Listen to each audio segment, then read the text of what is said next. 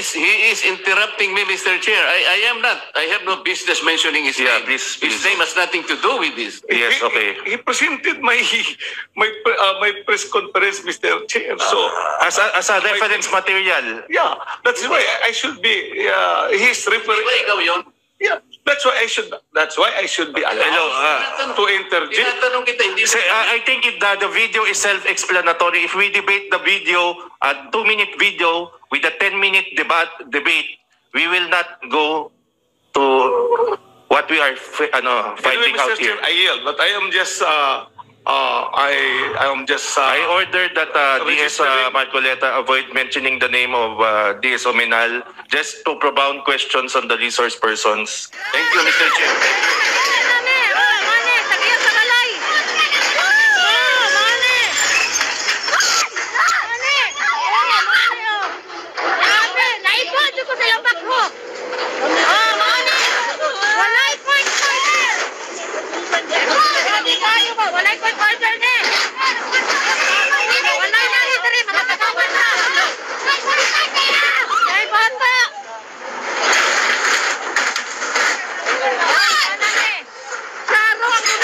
Yan to.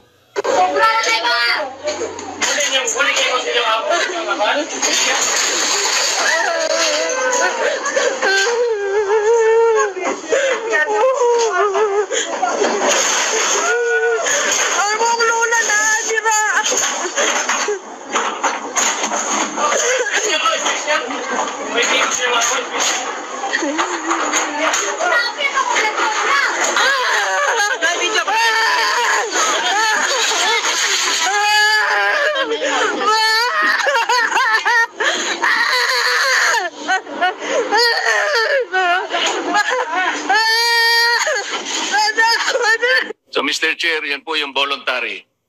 Kayo na po ang maghusga, Mr. Chair, kung voluntary yun.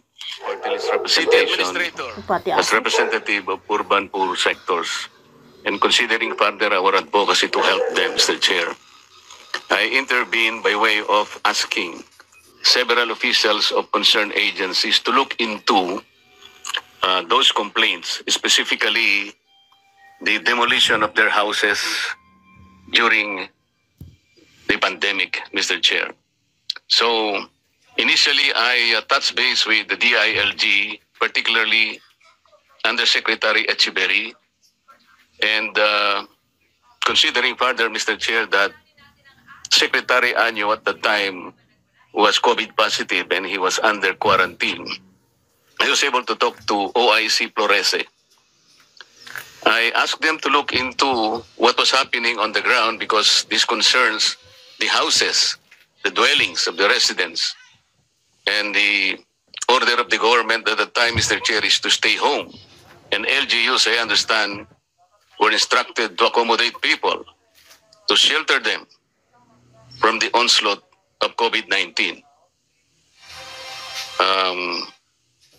Until the end of September, December, Mr. Chair, until all the houses were demolished, I'm not sure how and why the agencies I asked to intervene, even the PNP, Mr. Chair, I asked the police officers to look into whether or not the demolition followed the rule of law.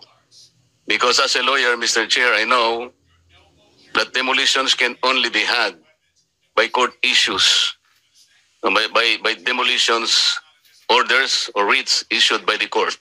I was able to verify on the ground and with the confirmation of Yusek Echeverry that there were no court orders coming from the RTC of Osami City, Mr. Chair.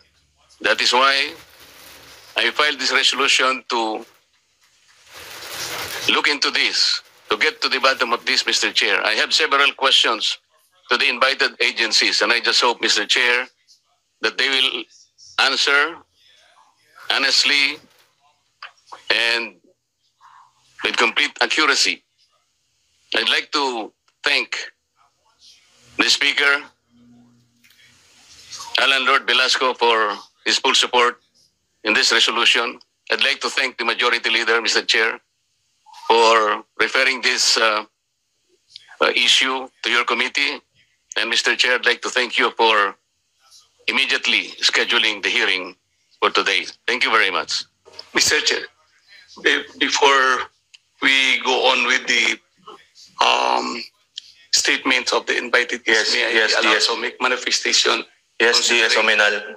5 minutes. Yes, even less. Yes, sir. First of all, Mr. Chair, I commend the leadership of the committee for the prompt action that you have taken in conducting this hearing today when the matter was referred to you, because prompt resolution on this matter would give clarifications and satisfaction with all the people concerns. On the outset, Mr. Chair, as I listened from your preliminary remarks, that under our role, the jurisdiction of the committee is on matters directly and principally relating to malfeasance, misfeasance, and nonfeasance in office committed by officers and employees of the government. And that is why I was listening from the honorable sponsor, the honorable author of the resolution. I was trying to hear from him on how this malfeasance, misfeasance, and nonfeasance in office committed by what office and who are the officers and employees. And as I hear from him, he said that there were calls for assistance, and he did not mention who are these people affected. I am the district representative of the city of Osamis, where it belongs, and the very barangay concerned. I am also a resident of this barangay. And considering the what I got from the chair before the start of the hearing, that before them making a determination on whether or not the committee has jurisdiction on the matter, that he wants to listen from the different resource speakers. So as part of the leadership, I fully support the call of the chair. And as he said, that he doesn't want that this committee, this process would be taken advantage by any politicians, by any member to further one's interest, but for the interest of the people in general that we are serving. So because of that, Mr. Chair, instead of for me to move for a motion to whether or not the committee has jurisdiction, I am reserving that, Mr. Chair, in support of your leadership after hearing the resource speakers that are present today. Thank you very much, Mr. Chair. Mr. Chair, I think he was given the right to speak only for preliminary statements. He is now trying to defend already the demolition and talking about the legal certainties or legal rules that they are trying to invoke. So I think he should only answer questions. Maybe we can proceed already. Mr. Chair, as in answer to your query, the resource speaker was just asking about 2 minutes. 2 minutes, okay. To complete, and more so, Mr. Speaker, Mr. Chair, that the resource speaker was commenting on the resolution. In order to appease Congressman Biloso, I will lay down the premises. First, this hearing was called simply because this representation would like to know why a project funded by the national government through expropriation, which did not follow certain processes, was built on a private land. One of the components of this housing project, Mr. Chair, was even built on a public land, which is an inalienable part of the patrimonial domain of this country. I'd like to ask whether or not the expropriation process followed the legal procedures. For example, did the city government went through the Office of the Solicitor General or the OGCC based on the provisions of Republic Act 10752? Also, did the local government know that under Republic Act 7279, parcels of land belonging to small landowners are exempted from expropriation, and that expropriation can only be resorted to after exhausting other modes of land acquisition, namely land banking, land swapping, land negotiation, donation to government, community mortgage, etc., etc. The last resort, Mr. Chair, is expropriation if the other modes of acquisition have been exhausted. And then, finally, the law says that if you resort to expropriation, parcels of land belonging to small lot owners are exempted. And so, there are so many things, Mr. Chair. Number one. I can go on and on, Mr. Yes. Chair. I understand that. I give you 30 minutes. Then, if you still need, we go to a second round after all those who have been registered have been called, sir. Certainly. Mr. Chair, I understand that the city mayor is not on the Zoom and the city administrator will be the one to answer for him. Yes, sir. That is also my understanding. So my questions to the office of the mayor. Did you file a special civil action for expropriation against several residents in Osamis City on January 18, 2020 to give way to a housing project? City administrator, please. Attorney Sama.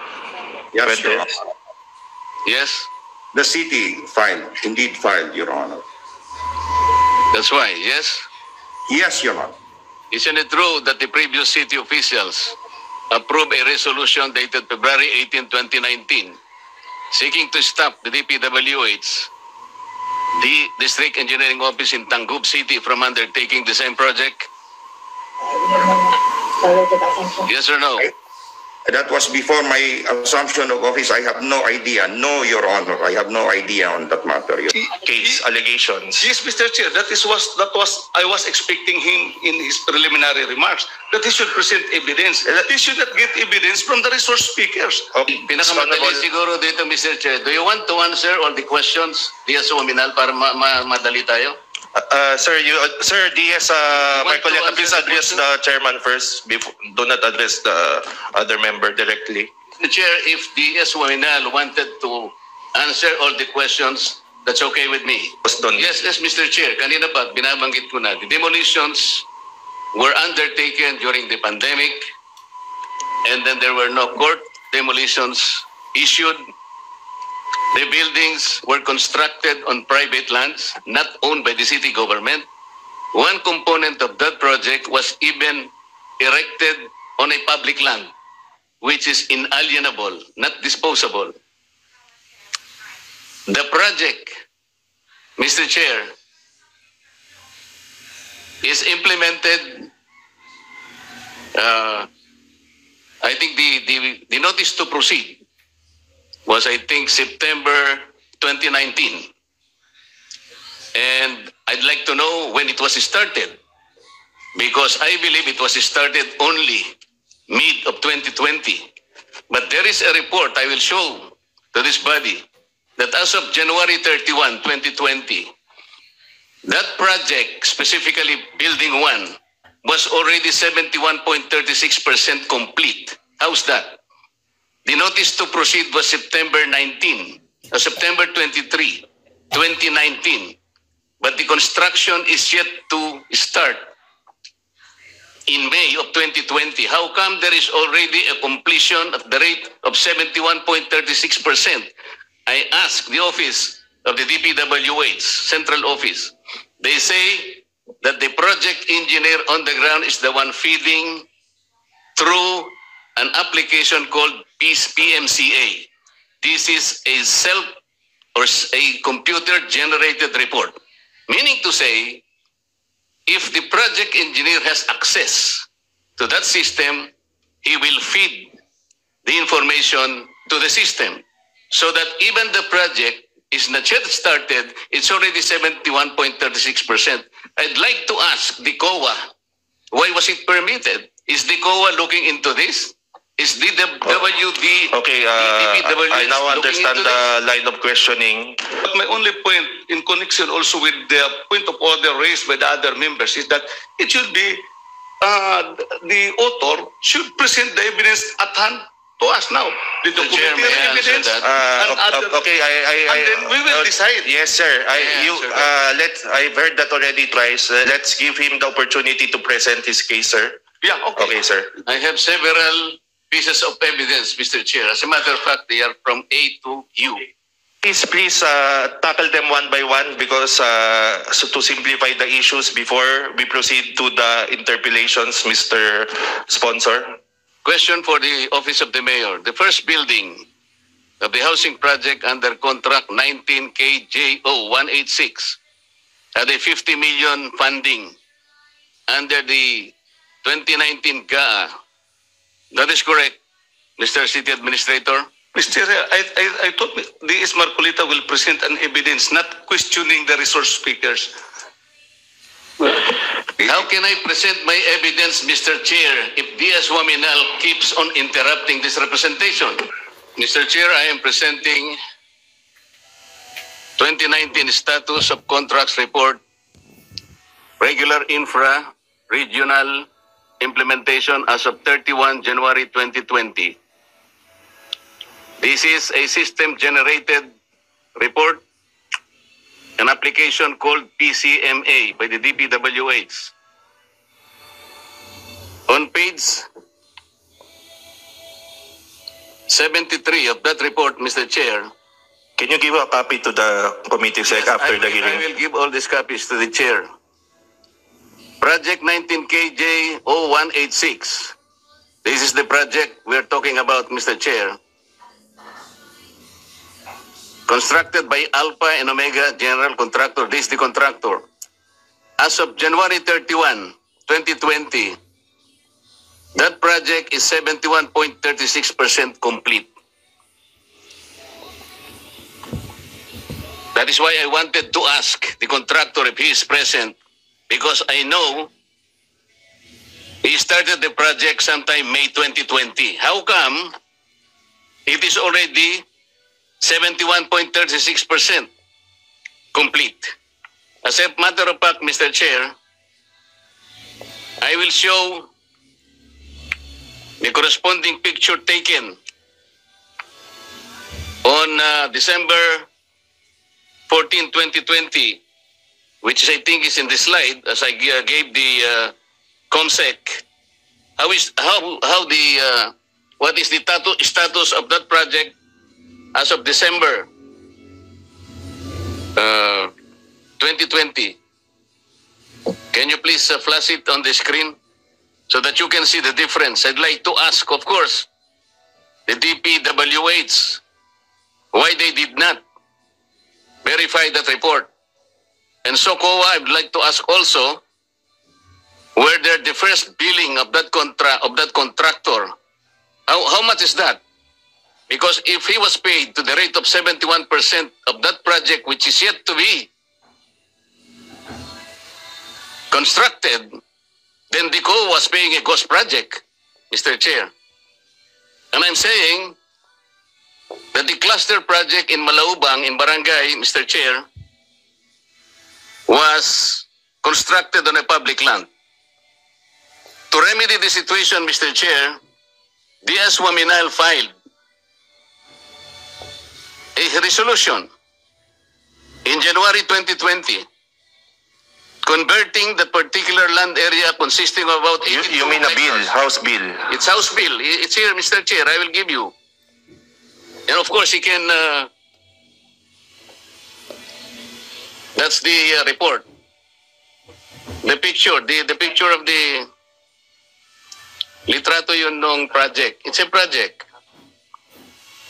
And so he filed a bill, Mr. Chair, converting that public land into alienable and disposable.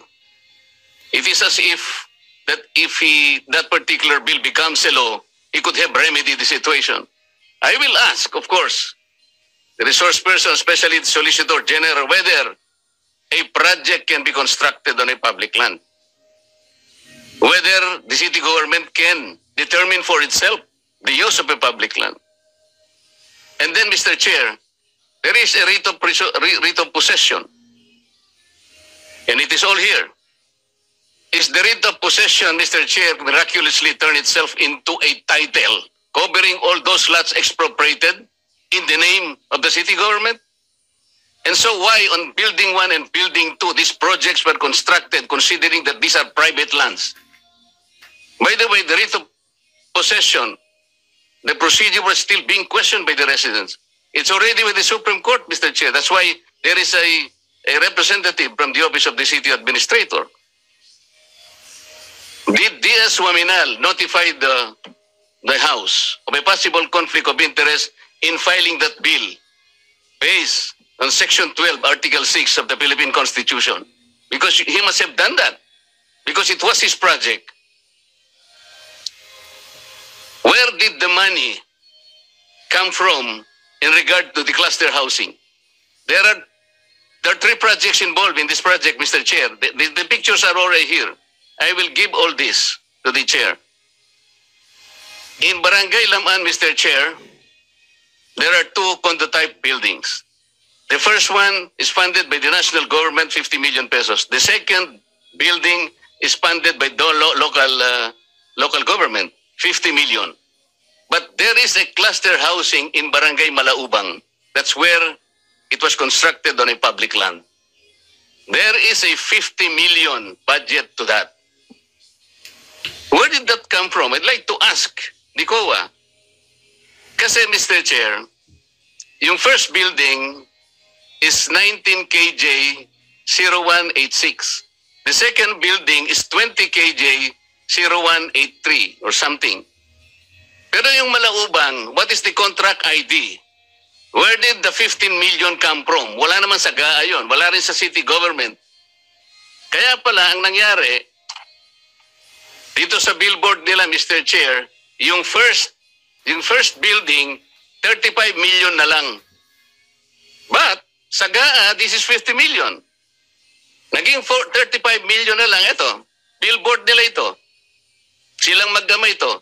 Bakit naging 35 million? Because the 15 million was placed in Malaubang, the cluster project. That's technical malversation, Mr. Chair. Why did the city government, sabi niya, oh, we will condemn, we cannot injure, we cannot harm our residents. Pikit mata, sasabihin nila. Ibig sabihin, yung mga residents na to na nag-complain sa Supreme Court, Mr. Chair, sila mismo nag-demolish. I will show you the evidence, Mr. Chair, nandito. Ayan ba yung 71%? As of December 14, 2020, yan ba yung 71%? Tingnan ninyo. Baka 17, baka 17. I'm not an engineer. Pero as of January 31, 2020, it's already 70.36%. 2020 na yan. Hindi, 17 pa lang yan eh. But as of January 31, 2020, Mr. Chair, sa report ng DPWH, 71% complete. How can you do that? Ngayon, paano nyo i-demolish yung bahay ng dahil binigyan lang kayo ng writ o possession? I will question even the court, Mr. Chair. Sabi ni Diaz Waminal sa kanyang privilege speech, bakit ko raw sinabi na merong 50,000 pesos allowance yung RTC court? Sabi niya, oh, it's a practice. Is that so, Mr. Administrator? Is that your practice that your courts are being given allowances by the city government or the local government? Sabi ni Diaz Waminal, hindi naman 50, 25 lang eh. Kahit na 5 pesos lang yun, Diaz Waminal, mali pa rin yun. Because I don't think the judge should receive allowances. The judge should maintain the court neutrality of an impartial judge.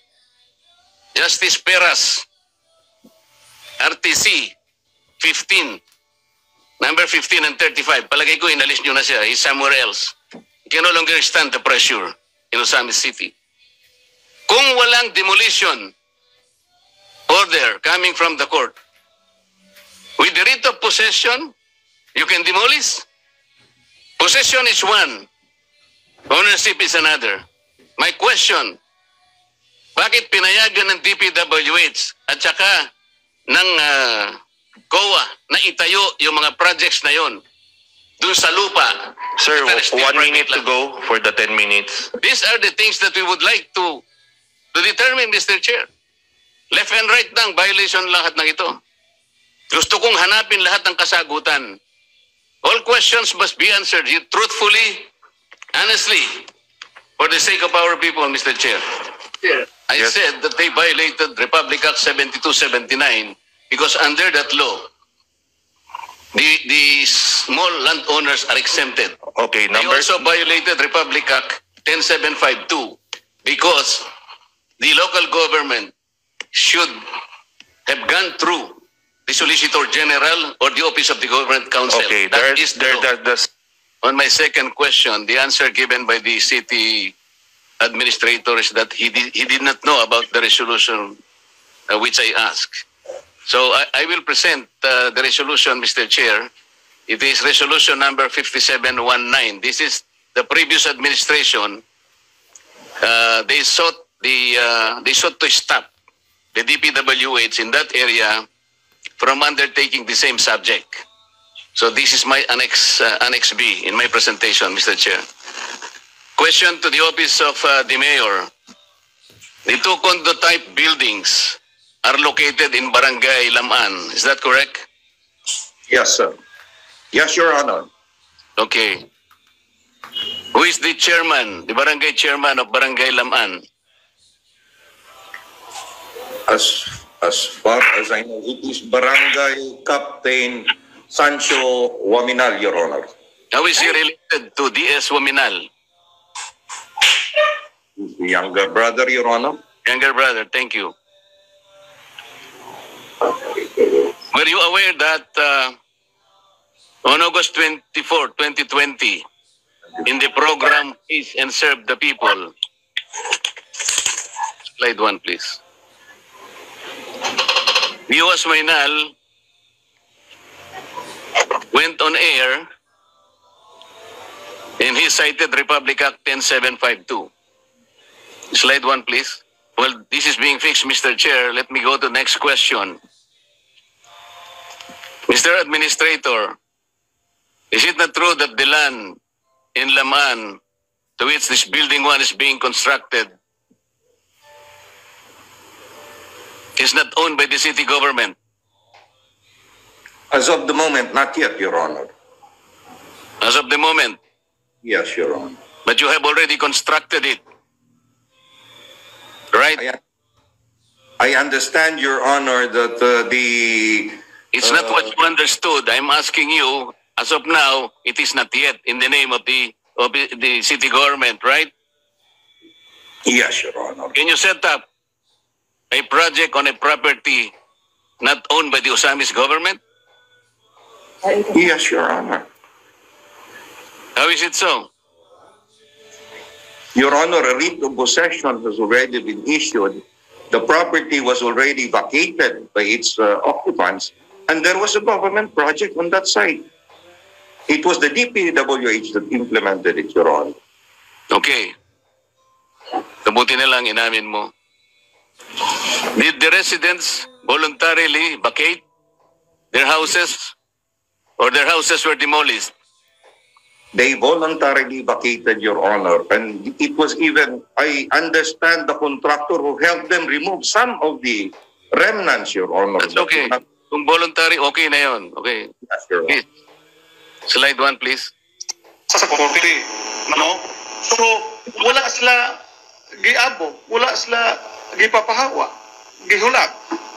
Under our expropriation law, no, which is kining Republic Act 10752, no, this is an act facilitating the acquisition of road right of way, site, or location for national government infrastructure projects, no? Kining niya, this is a national infrastructure project because proyekto man kani sa national government ang pondo na asagaa nga gibutang sa DPWH agency. No? It's a multi-purpose building to be used for housing units na apo diha ang covered court facilities of a community. Covered court, barangay health center, and other facilities nga gikinahanglan sa mga katawhan in that community. And in this provision of R 18752, Section 6, guidelines for expropriation proceedings, no? Nagibutang dire na whenever it is necessary to acquire. Okay, Mr. Chair. My point there is that D.S. Waminal already admitted that the expropriation law, the controlling law, is Republic Act 10752. My question to the city administrator, in filing the complaint for expropriation and conscious of the fact that the controlling law is Republic Act 10752, did the city government of Osamis went through the office of the Solicitor General or the OGCC in filing that complaint? Please respond, City Administrator. We have not yet, Your Honor. Not yet. Yes, Your Honor. Mr. Chair, not yet. But they already expropriated the land. As a matter of fact, Mr. Chair, may I interject because my name was mentioned? Mr. Chair, On that I am issue. trying to explain this. Mr. D.S. Waminal keeps on interrupting this representation. DS Ominal, the committee is now in only the Section 2, Rule 2, Section 4. So let's give him a little latitude, please, because we're not yet in the converted into inquiry. So let him, he has the floor, let him proceed uninterrupted. Mr. Chair, it is my right as member of the committee and this House to rise any time when your name has been mentioned in any inquiry by anybody for you to rise on a personal Yes, collective privilege. we respect that. But In this matter, to interject and clarify the statement which I made, Mr. Chair. And I think it is within the role, Mr. Chair, and within my right to Mr. Chair, Mr. Chair. I do not understand the interruption being made by D.S. Waminal. actually, he's referring to the video to the mention to the city administrator to take as reference only. He is using that only as a reference to the question propounded on the city administrator, sir. Yeah, on the basis of the question, Mr. Chair, he was using my statement as an evidence. So that's why I should be made to try to make a clarification. You will be because it you will be given all the time after he finishes his. no, on that particular Well, he's not challenging your person. I never heard him challenge your person now on this. No. Here on the floor, here on the hearing. He's mentioning my name, and he is using my name as an evidence of his interpellation. Can you cite when did you see your name here? Here, this particular instance? When he asked the question to the city administrator, when he said that D.S. Waminal has already admitted that the expropriation law is You just admitted. Hello, Did you not admit? DS Marcoleta, please Mr. Chair, address the chair. the DS Waminal is out of order. He just saw himself. He admitted, he invoked Republic Act 10752. What is wrong in that? There's nothing wrong. He admitted. It's only a premise. That's why I'm asking the city administrator if they went through the office of the OGCC or the Solicitor General, because that is what is supposed to be the provision of law. Please avoid mentioning the name of DS Ominal in your, interpolations. Because he is interrupting me, Mr. Chair. I am not. I have no business mentioning his name. Please. His name has nothing to do with this. Yes, okay. He presented my press conference, Mr. Chair. So As a reference material. yeah, that's why I should be. He's referring. Di ba ikaw yun? Yeah, That's why I should be allowed to interject. Tinatanong kita, hindi I think the video is self-explanatory. If we debate the video, a 2-minute video with a 10-minute debate, we will not go to what we are finding Anyway, out Mr. here. Chair, I yield, but I am just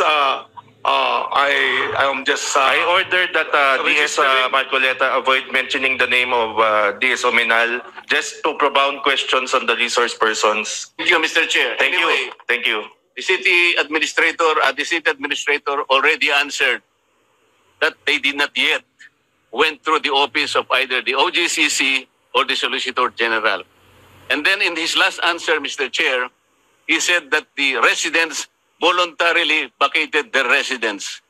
May I ask the COMSEC to please show slides 2, 3, and 4.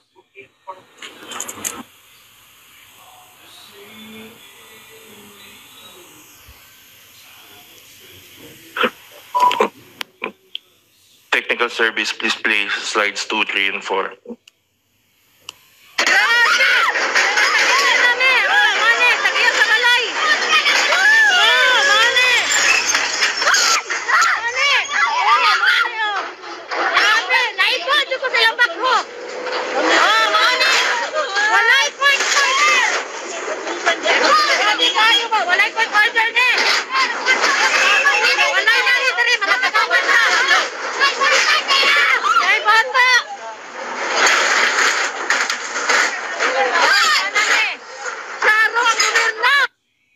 Yan to.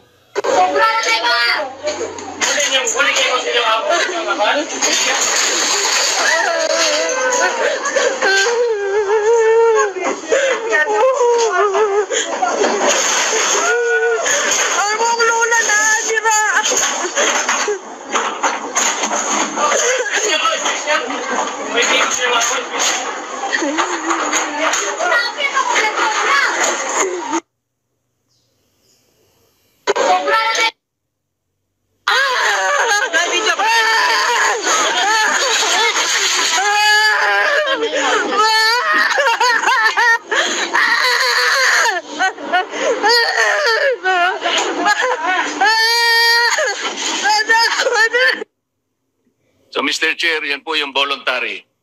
Kayo na po ang maghusga, Mr. Chair, kung voluntary yun. City Administrator, the writ of possession issued by the court miraculously turned into a title and covered all those lots in the name of the city government?